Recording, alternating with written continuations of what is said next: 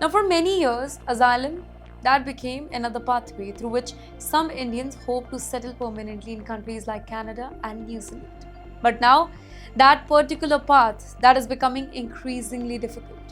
Authorities in both the nations have significantly tightened scrutiny of asylum applications submitted by Indian nationals.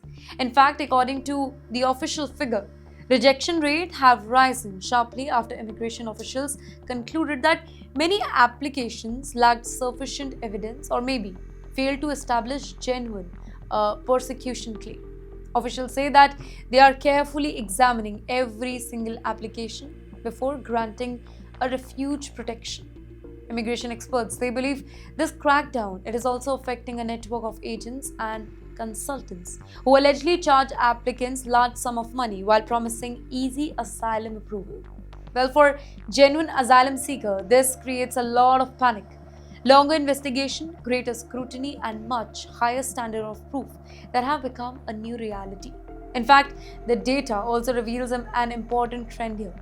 Canada has deported increasing number of Indian nationals over the past few years, while thousands more removal cases are still pending. These numbers show that immigration enforcement has become much stricter than ever before. In the meantime, experts say that anyone planning to move abroad should always use legal immigration pathways instead of relying on shortcuts or fake promises made by the agents. Because, let's be honest, one wrong decision can affect not only a person's future but also their family's life. Yet, despite these challenges, millions of Indians continue building successful lives across the world through education, professional skills, and legal migration. And one country that continues depending heavily on Indian workers is Singapore.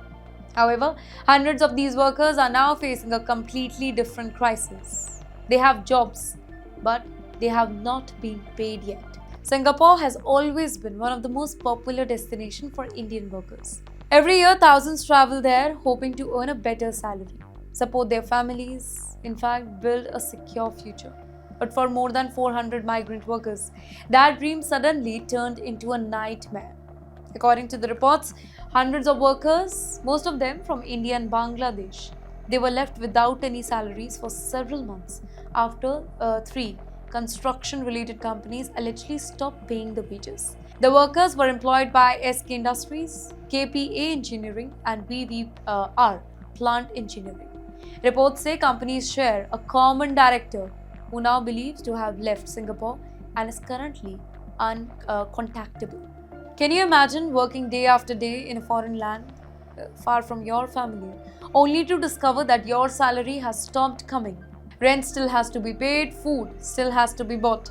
Families back home are still waiting for money, but your employer simply disappears. Thankfully, Singapore's National Trade Union Congress, along with the Migrant Workers Center and the Ministry of Manpower, stepped in to support the affected workers.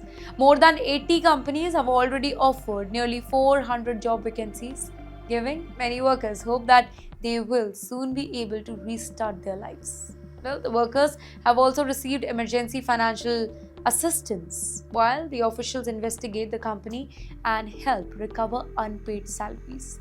Labor experts say that this particular case once again highlights the importance of stronger protection for migrant workers, specifically those who depend entirely on their employer for salary, accommodation, and legal work status.